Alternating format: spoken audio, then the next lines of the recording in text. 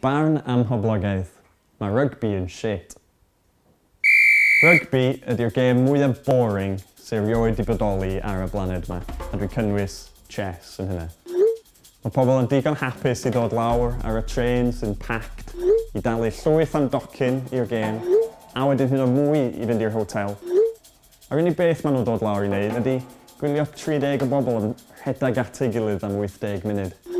Ti'n hynna gallu gweld y beil rhan fwyaf o'r adeg. Dwi'n gwybod sut yna ddim yn diflasu pobl. Maen nhw'n deud mae gêm genedlaethol Cymru ydy rygbi. Ond mae'r pethau sydd wedi digwydd ar y cae pêl-droed i Gymru dros y 10 mlynedd diwethaf yn lot gwell na unrhyw beth sydd wedi digwydd ar y cae rygbi. A rhai bod y pobl sydd yn mynd i'r gêm o rygbi yn gwybod bod o'n shit. Neu sa'n nhw'n gorfod gwisgo fyny fatha planhigyn.